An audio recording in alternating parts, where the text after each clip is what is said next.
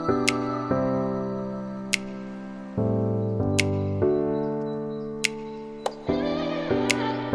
Friends, welcome to my channel Mousumi on the way. আশা করি তোমরা সবাই খুব ভালো আছো আর আমরাও খুব ভালো আছি। অনেক দিন পর তোমাদের কাছে আমি বড় ব্লগ শেয়ার করছি, তো চলো ভিডিওটা শেষ পর্যন্ত দেখতে থাকো, আশা করি তোমাদের ভালো লাগবে। আজকে আমি বাজার থেকে ওই যে গিয়েছিলাম চিড়িয়াখানা, আসার পথে না কিছু মাছ নিয়ে এসেছি, ঠিক আছে, তোমাদের সঙ্গে একটু শেয়ার করি। তো আসার সময় দেখো একদম জ্যান্ত এই যে শিঙ্গি মাছ পেয়েছি, আর ময়নাকে তো আমরা চিংড়ি মাছটা প্রায় খাওয়াই। তো দেখো ওই যে নিয়ে চলে এসেছে একটা, মনে হয় না সবই বেঁচে আছে, হ্যাঁ না একটা মরে গেছে, এইটা না সবই বেঁচে আছে, সব ঠান্ডায় না জমে যাচ্ছে, একটু বেশি করে জল দিলে মনে ভালো হয়। তো যাই হোক, এখানে রয়েছে আমাদের শিঙ্গি মাছ, আমাদের এগুলো কি বলে কুচো চিংড়ি, আমি প্রথমবার খাচ্ছি, আর আজকে আমি এটাকে বড়া বানাবো।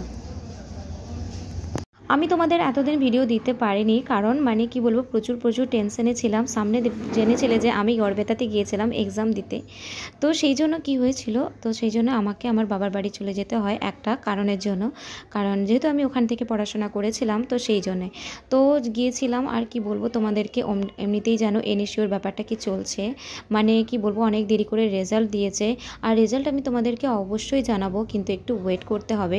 আর ততক্ষণে দেখো আমি কিন্তু এখানে চিংড়ি মাছের বড়া কিন্তু শুরু করে দিয়েছি। আমার শাশুড়ি মা বলেছিল যে চিংড়ি মাছের বড়া যখন সাধারণ যেমন চিংড়ি মাছ বা কিংবা চিকেনের যেসব আমরা আইটেম করি, চিকেন পকোড়া, পেঁয়াজের পকোড়া, ঠিক সেই রকমই এক্সট্রা করে শুধু একটু চিংড়ি মাছ দিয়ে দিয়েছি। আর যখন এটা কিনে আনছিলাম, আমার হাজব্যান্ড বলছিল চিংড়ি মাছের পকোড়া খেতে ভীষণ ভালো লাগে। আমি বিশেষ করে এই চিংড়ি মাছ কোনো দিন খাইনি, আর আজকে প্রথমবার এটা খেতে চলেছে। জানি না কেমন টেস্ট হবে, কিন্তু সত্যি কথা বলতে যখন বানিয়েছিলাম, বানিয়ে খাবার পরে কিন্তু এত সুন্দর লেগেছে। আর চালের গুঁড়ো দেওয়ার ফলে না আরও দারুণ হয়েছে।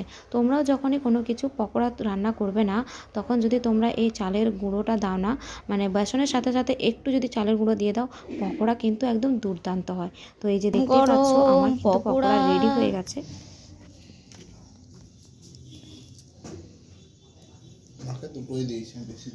তোমার হাতে চা, চা ঠান্ডা ঠান্ডা, সন্ধ্যেবেলা হলেই ঠান্ডা লাগে। তো এই যে আমাদের চা, এখানে রয়েছে মুড়ি, নিয়ে এলে আবার খাবে না? খাবো।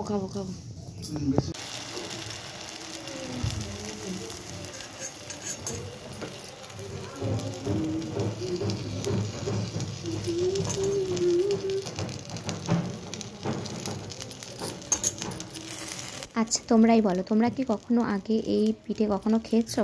এটা নতুন পদ্ধতিতে একটা পিঠে। পাটিসাপটা বানাতে গিয়ে চালের গুঁড়ো দিয়ে তখন আমার ভেঙে যাচ্ছিলো পাটিসাপটা, তাই আমি বুদ্ধি করে ভাবলাম যে এইভাবে পিঠেটা বানাই, কেমন লাগে খেতে। সেই ভাপা পিঠে বানানোর মতনই ঠিক। ভাপা পিঠেটার চাল গুঁড়োটা শুকনোই থাকে, আর এখানে লিকুইড হয়ে গেছে, কিন্তু সত্যি কথা বলতে পিঠে কিন্তু হয়েছিল দুর্দান্ত। তো এই যে এখানে আমাদের সরস্বতী মা রয়েছে, আর এই যে আমাদের ময়না গিয়ে এখন তোমাদেরকে শোনাবে মন্ত্র। চলো বলো, হাত জোড়ো করে বলো। জয় জয় দেবী চরাচর সারে, পুজো তথা শোভিত মুক্তাহারে, বিঘ্ন রঞ্জিত পুস্তত হাস্তে, ভগবতী ভারতী দেবী নমস্তে। হ্যাঁ, এবার নমো করে নাও। মা নমো মা সরস্বতী, আমাকে বিদ্যা দাও, আমি যেন ভালো মানুষ হতে পারি। হ্যাঁ ঠিক আছে, নমো করে দাও।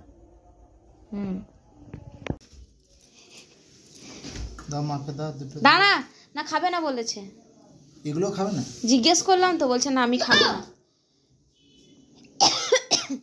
কেন খাবে না? একটা খাবে, কি খাবে এখন? আমি কি জানি, আমি বললাম দাও, ছোট্ট মতন দাও। এটা কি মিষ্টি? এটা মিষ্টি, এটা এমনি ইয়ে দিয়ে কাঁচা লঙ্কা ধনে পাতা দিয়ে আর মাংস কষা। দাও এটা দি। খাবে না খালি হাফ দিয়ে বললো তো খাবে না। আমি দিয়ে আসছি, তুমি দাও। বলছে খাবে না, তুমি দাও না। আমি জিজ্ঞেস করেছি, খাবে না বলেছে। আমাদের বাড়ির গঙ্গা জলটা শেষ হয়ে গেছে, তো সেই জন্য আমাদের বাড়ির সামনে যে গঙ্গা ঘাট রয়েছে, বিচালি ঘাট, সেখানে আমি আর মৈনাক মিলে চলে গিয়েছিলাম। এই যে দেখতেই পাচ্ছ গঙ্গার ঘাটে। আর সঙ্গে সেদিন ছিল শুক্রবার। আর কি বলবো তোমাদেরকে, মৈনাকের স্কুল ছুটি ছিল, কারণ ওর স্কুলটা ছুটি ছিল, কারণ প্রতিষ্ঠা দিবস হিসেবে ছুটি ছিল। আর এই যে এখন আমরা লঞ্চে করে কিন্তু নদীর এপার ওপার চলে গিয়েছিলাম। মৈনাকের এই ব্যাপারটা দারুণ লাগে, স্টিমারে চলতে ভীষণ পছন্দ করে। তো এই যে আমি এখন চলে যাচ্ছি গঙ্গার ঘাটে জল আনতে। তো চলো, এইটাই হচ্ছে তোমাদেরকে শেয়ার করলাম যে সরস্বতী পুজোও ছিল সঙ্গে, আর বাড়িতে গঙ্গা জল না থাকলে ভালোও লাগে। রমিয়া, এই দেখো আমাদের রমি। রমি রমি রমি, কি কি হয়েছে, কি হয়েছে, কি হয়েছে, কি হয়েছে, কি হয়েছে? তুই ভালো আছিস? হ্যাঁ, তুই ভালো আছিস? রমি, গায়ে উঠে যাচ্ছিস কোথায়? হ্যাঁ, এইটা আমি শুনেই শান্তি। কি কি ভালো আছিস? দেখো কি আনন্দের ন্যাজ নাড়ছে। আর এই দেখো আমি চলে এসেছি রাতুলিয়াতে, দেখতেই পাচ্ছ। আর আমাদের রমিকে দেখছো না? এই যে রমি, দেখো মোনা বলছে জান, এই যে মোনা, দেখো শুনছে না? এই যে মোনা, এই রমি, রমি রমি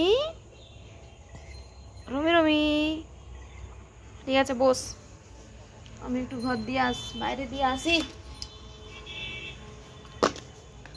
টাটা, বাই বাই বাই।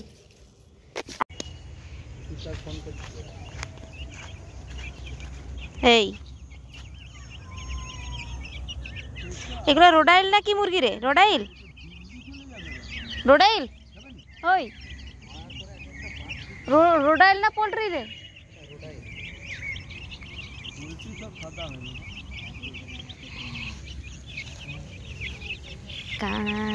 কতগুলো আছে? 12টা মনে হয়। 15টা। বাবা, তুই মুরগি চাষি হয়ে যায় অ্যাডভোকেট ছেড়ে দিয়ে।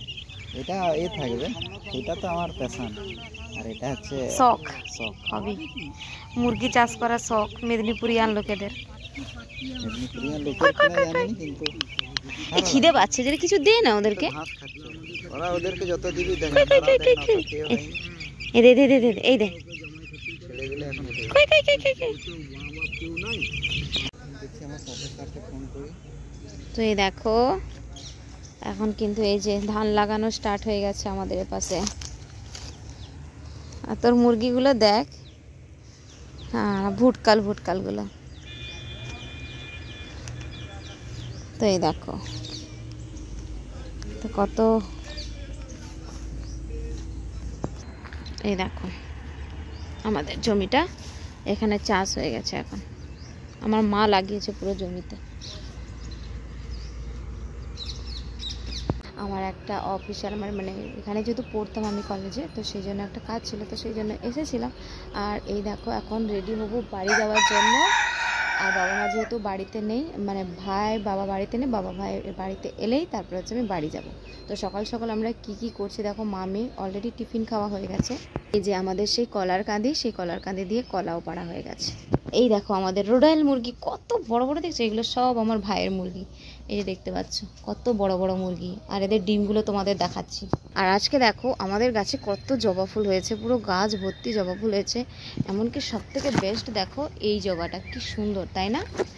রমি, গুড মর্নিং রমি। এ রমি, ভালো আছিস তো? থাক থাক থাক, তুই বসে থাক।